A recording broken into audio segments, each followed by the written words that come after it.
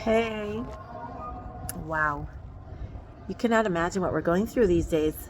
This is like we're living in a movie. We're living in an actual movie. Scary. Crazier than fiction. Every minute, every hour is so emotional. Every day is more emotional than the next. Anyway, we just got back, thank God, the release of our Bel Yahud, who was kept alone, left alone. The hostage, she was the only hostage. She wasn't kept with any other hostages the entire 482 days. And 80-year-old Gadi Moses, who was just unbelievable, walking on his own 2 feet. You'll see the movies. I don't need to tell you what's going on. It's insane what's going on. It's insane. I mean, there's just no other words for it. And the last woman soldier who came back is Agam Berger. Wow, we were davening for that girl. So many people who did not know her, we really feel like she is our daughter. Everybody is just like watching the news 24/7, crying. I mean, I'm just crying all day. It's insane. I just like you're trying to live your life. I mean, those of you in Israel are nodding their heads. This is how we live. It's unbelievable. And the reason why I'm telling you this is because I just got a delivery of delicious milk chocolate from somebody who watches these videos. And I was like, why did you send me this chocolate? That's amazing. Thank you. And she's like, well, I'm just watching your videos and it just looks like you need a hug. So I sent you all this chocolate. So I'm going to put my address in the comments. And I could also use some red wine. No, just joking. Okay. Yeah. So it's unbelievable. We're going through it. It's like crazier than fiction, honestly. And those of you who are coming in a week and a half on my trip, yay! You'll see what it's like. Wow. It's just the best time. It's the worst of times and the best of times, It's crazy. That's all I have to say. Okay. So we're in Parshat Bo, and it's the end of the exile of Mitzrayim. It's the end. It's all coming to a head. All the plagues. The hostages are coming back, okay? The slaves are getting released. They're getting let out of Egypt, finally, after 210 years of slavery. And a lot is going on. It's the last 3 plagues, and then they're out of there. So it's very, very stressful. It's a very stressful time because those transitional times are very scary, as you can see from those videos from today, from the hostages coming back. Like everything can just blow up at the last minute. It's very, very stressful. So it's interesting, during this parsha, actually I heard from Sivan Rav Meir, one of our chavrusas was telling us that she heard from Sivan that it's interesting. We're starting this parsha, and there's so much action, there's so much tension, so much going on, and they're about to leave Egypt, and we get thrown a bunch of mitzvot to do. There's the mitzvah of Korban Pesach. You need to now get yourself a sheep and get busy and take the blood and put it on the doorpost, and then there's the mitzvah of Shabbat that was apparently given to them. It's not so clear from the parsha, but it is in the Midrash. And Rosh Chodesh, HaChodesh Hazeh Lachem, Rosh Chodeshim. We have the mitzvah of Rosh Chodesh, which is today, Chodesh Tov, everybody. The mitzvah of Rosh Chodesh means that we, the Jewish people, count our months according to the moon. We have a lunar calendar, and as soon as the moon, even the tiniest little sliver of a moon, is seen, we celebrate the new month, the beginning of the new month. As opposed to the other systems, which are solar systems, which are solar calendars. The Gregorian calendar is a solar calendar. It goes according to the sun.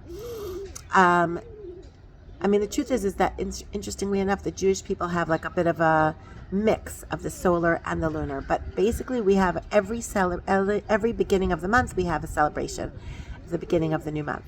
And the question is that Sivan was asking is like, there's so much going on. Like, why are we getting all these detailed mitzvot to do? Like, what's going on? And she said that is really what the purpose of creation is all about. Like, yes, you guys are going to leave Egypt. Yes, there's a lot of tension right now, and you're going to get through it. That's what you're going to get through, and this is the real purpose. The purpose is to be a moral nation, to be a light unto the nations, to serve Hashem, to become to have a relationship with Hashem, and that happens through mitzvot. And you're going to become a good person as a result of keeping these mitzvot. And that is what the goal of all this is. So there's no point in leaving Egypt if you're just going to be like a mess, you know? What is the purpose of this going out? It's not becoming free and just running around like a maniac. It's doing something. It's coming out of Egypt in order to fulfill this mission in life.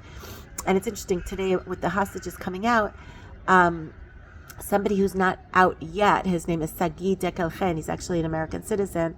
His brother was speaking today on the radio. Apparently he will be let out, hopefully this coming Shabbat or hopefully next week. But he's in this this round, hopefully.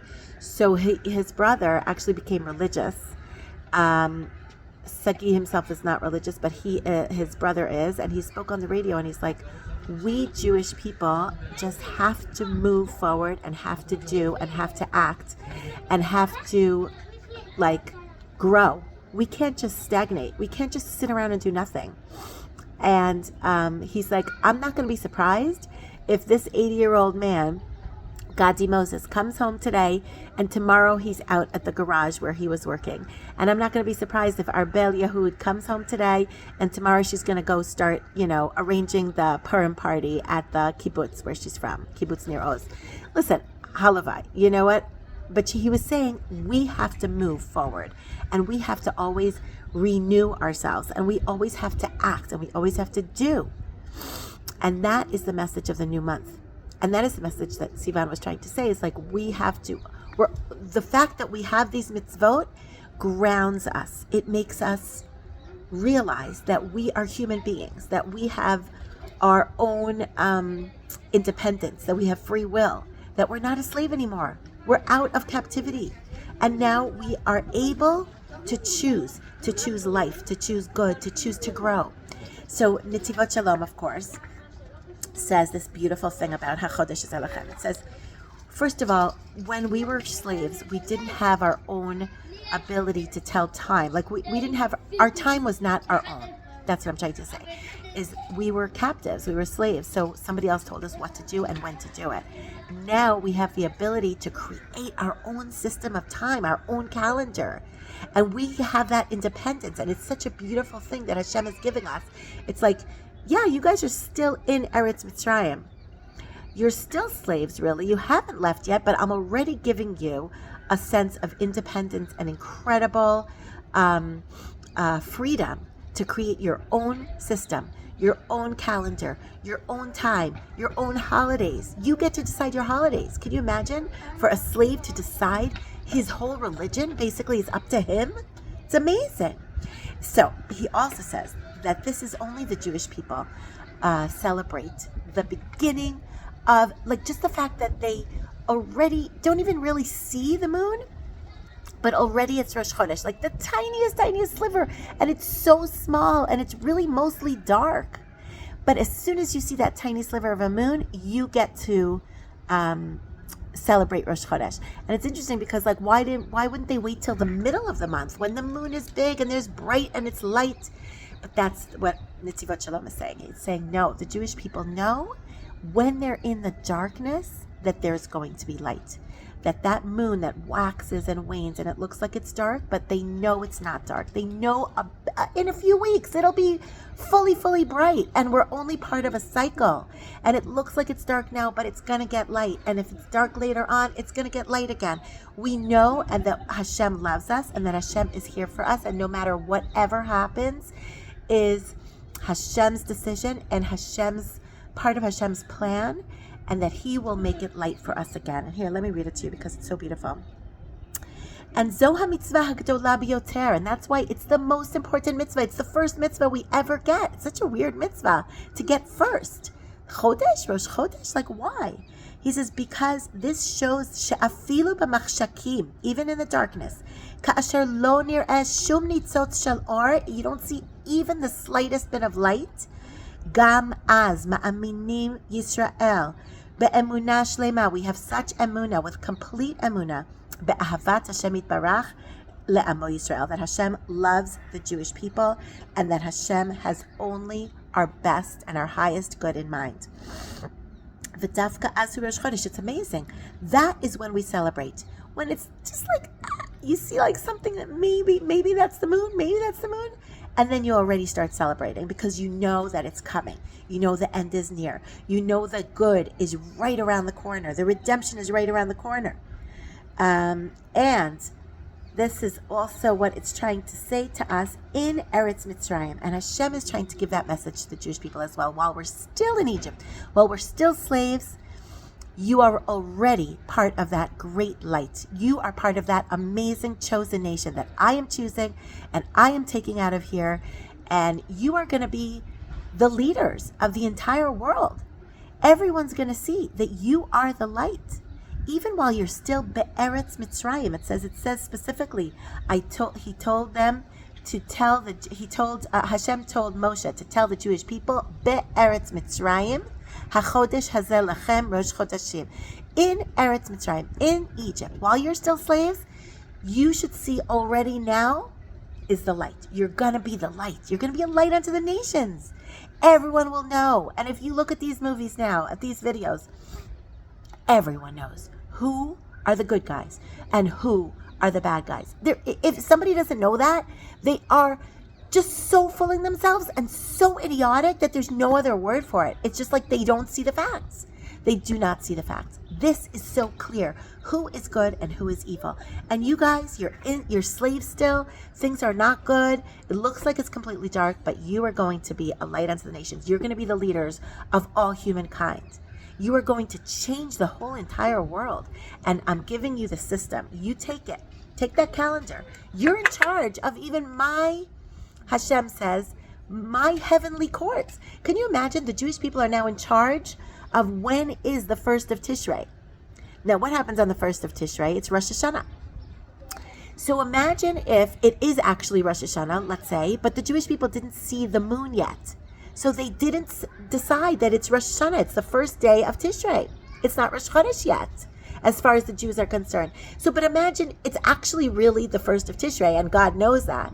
But He is waiting to do a whole judgment day, because that's what Rosh Hashanah is, judgment day of all of humankind. He's waiting that the Jewish people should just still first see that little moon. It's up to us. And Hashem is giving us that incredible gift, that we're getting such independence, such a sense of leadership, such a sense of control. And for us who were slaves for 210 years and we had no identity, that's the greatest gift that we can have. And that's the greatest mitzvah. And we have to hit the ground running. We have to get out of Egypt and already know that we are fulfilling a unique purpose, each and every one of us.